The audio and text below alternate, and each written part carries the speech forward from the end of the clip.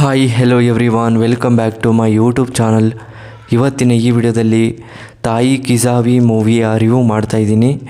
ಈ ಮೂವಿಯ ಸ್ಟೋರಿ ಏನು, ಬಜೆಟ್ ಏನು, ಕಲೆಕ್ಷನ್ ಏನು, ಯಾವ ಯಾವ ಭಾಷೆಯಲ್ಲಿ ಬಿಡುಗಡೆಯಾಗಿದೆ, ಯಾರ್ಯಾರು ನಟ ನಟಿಯರು ಇದ್ದಾರೆ, ಹಾಗೆಯೇ ಈ ಮೂವಿಯ ಹಲವಾರು ಮಾಹಿತಿಗಳನ್ನು ಈ ವಿಡಿಯೋದಲ್ಲಿ ತಿರುಗುವರೋಣ. ಅದಕ್ಕೂ ಮುಂಚೆ ನಮ್ಮ ಚಾನಲ್ಗೆ ಸಬ್ಸ್ಕ್ರೈಬ್ ಆಗಿಲ್ಲ ಅಂದರೆ ಸಬ್ಸ್ಕ್ರೈಬ್ ಮಾಡಿಕೊಂಡು ಕೆಳಗಡೆ ಕಾಣ್ತಾ ಇರೋ ಬೆಲ್ಲೈಕನ್ನ ಕ್ಲಿಕ್ ಮಾಡಿಕೊಳ್ಳಿ. ಬನ್ನಿ ಗಾಯ್ಸ್, ಇವತ್ತಿನ ವಿಡಿಯೋವನ್ನು ಶುರು ಮಾಡೋಣ. ಮೊದಲು ಈ ಮೂವಿಯ ಮೇನ್ ಲ್ಯಾಂಗ್ವೇಜ್ ಬಂದು ತಮಿಳ್ ಆಗಿದೆ, ಹಿಂದಿಯಲ್ಲಿ ಡಬ್ ಆಗಿದೆ ಅಂತ ಹೇಳಬಹುದು. ಅಷ್ಟೇ, ಇನ್ಯಾವುದೇ ಭಾಷೆಗಳಲ್ಲೂ ಡಬ್ ಆಗಿಲ್ಲ. ಹಾಗೆಯೇ ಬಾಕ್ಸ್ ಆಫೀಸ್ ಕಲೆಕ್ಷನ್ ನೋಡಿದರೆ 70 ಕೋಟಿ, ಬಜೆಟ್ ನೋಡಿದರೆ 9 ಕೋಟಿ, ರನ್ನಿಂಗ್ ಟೈಮ್ ಬಂದು 142 ನಿಮಿಷಗಳ ಕಾಲ ಈ ಮೂವಿಯನ್ನು ತುಂಬ ಅದ್ಭುತವಾಗಿ ಕೊಟ್ಟಿದ್ದಾರೆ. ಬಿಡುಗಡೆಯಾಗಿದ್ದ ದಿನಾಂಕ ಫೆಬ್ರವರಿ 27, 2026ರಲ್ಲಿ ಬಿಡುಗಡೆಯಾಗಿರುವಂಥ ಸಿನಿಮಾವಾಗಿದೆ ಅಂತ ಹೇಳಬಹುದು. ಹಾಗೆಯೇ ಈ ಮೂವಿಯ ಡೈರೆಕ್ಟರ್ ಬೈ ಶಿವಕುಮಾರ್. ಹಾಗೆಯೇ ಈ ಮೂವಿಯಲ್ಲಿ ಯಾರ್ಯಾರು ನಟ ನಟಿಯರಿದ್ದಾರೆ ಅನ್ನೋದನ್ನು ನೋಡೋದಾದರೆ ಮೊದಲು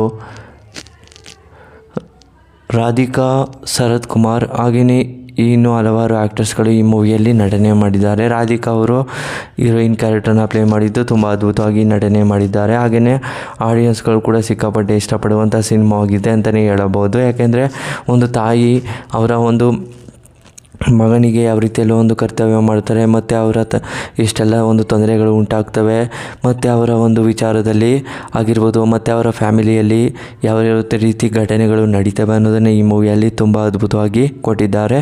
ತಮಿಳಲ್ಲಿ ಸಾಂಗ್ ಕೂಡ ತುಂಬ ಅದ್ಭುತವಾಗಿ ಕೊಟ್ಟಿದ್ದಾರೆ ಅಂತಲೇ ಹೇಳಬಹುದು.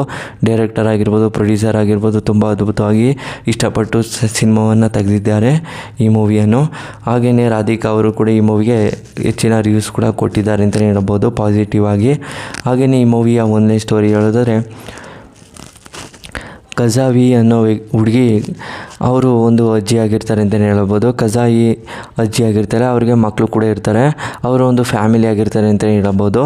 ಕಜಾಯಿ ಅವರ ಒಂದು ವ್ಯವಸಾಯ ಭೂಮಿಯನ್ನು ಮತ್ತು ಅವರ ಮನೆ ಆಸ್ತಿಗಳನ್ನೆಲ್ಲವೇ ಕಜಾಯಿ ಹೆಸರಲ್ಲೇ ಇರುತ್ತೆ, ಮತ್ತು ಅವರ ಮಕ್ಕಳ ಹೆಸರಿಗೆ ಬರೆದಿರೋದಿಲ್ಲ.